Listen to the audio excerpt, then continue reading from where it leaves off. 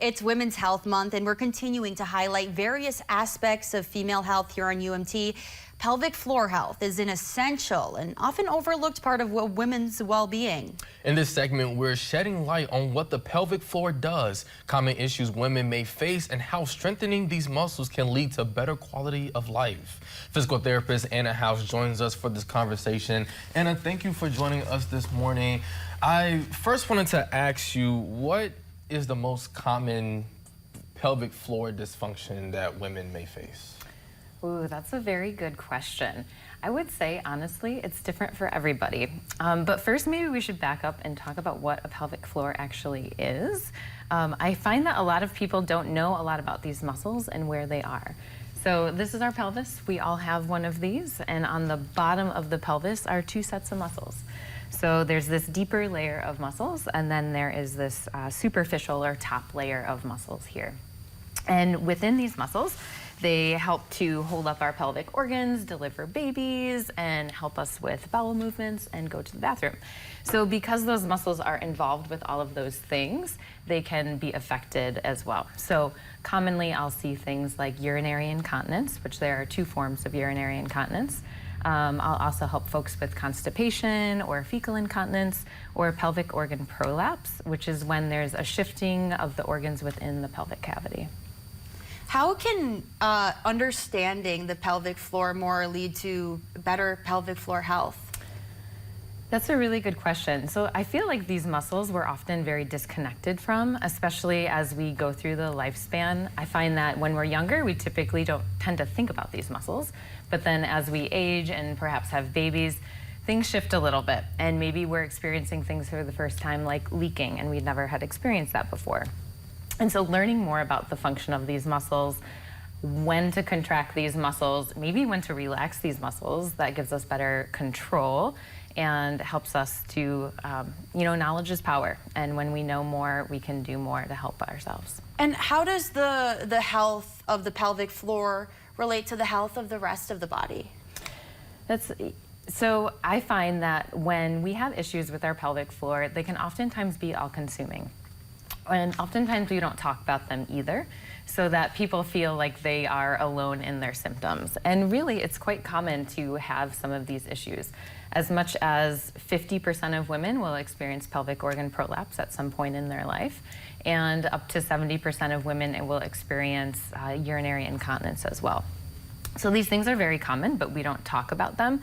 And because of that, oftentimes we'll limit what we do in life, and it affects, even things like exercising, picking up our kids, a whole host of things, but then we feel like we can't talk about them. Are there ways to avoid these issues? That's a good question. I feel like that's the same question of, can I avoid hurting my shoulder? And in a way, yes, but at the same time, sometimes these things just happen. Whether we have children, which we cannot control our birth outcomes, things happen as they happen. And of course, as we go through our lifespan, we can't change that we're aging, and there's a natural aging process that can also affect the pelvic floor. So while we can, to a certain extent, help to prevent these things, at some point in time, it's also sometimes these things happen to us, and then we have to, right, and help ourselves. You have to go from there, and then start to look at treatment options, which we will talk about in a moment. But I'm curious to know if pelvic floor health affects, or I guess a lack of pelvic floor health, that poor health affects people with age more. Absolutely.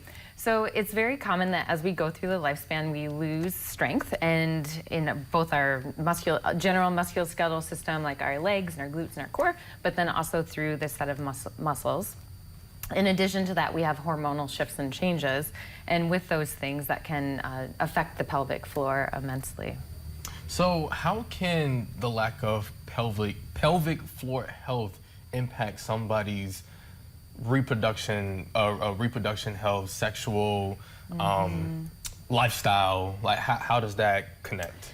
Yeah, so another thing with these muscles that we haven't talked about is oftentimes there's pelvic pain. So not only there's a misconception that we just need to do more Kegels, we need to strengthen these muscles and then we'll be okay.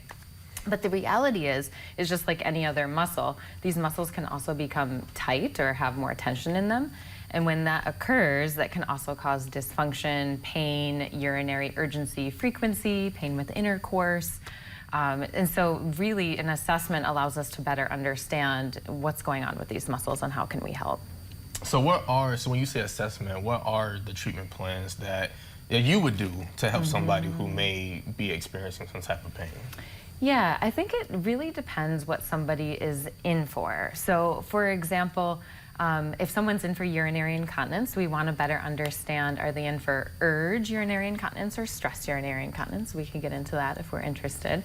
And if they're in for pain. And then what we're looking for is, out of these set of muscles, can these muscles contract how we want? Can they hold for as long as we want? Is there tension in that set of musculature? And all of these things affects pelvic floor function, pain, yeah. Yeah. So, I mean, there's so much to learn, so much insight that you could shed with us this morning. We probably could talk about this topic for hours on end. Unfortunately, we do have to take another commercial break, but coming up, we're continuing our discussion about pelvic floor health, common ailments, issues associated with poor pelvic floor health, and how they can be treated. Stay with us.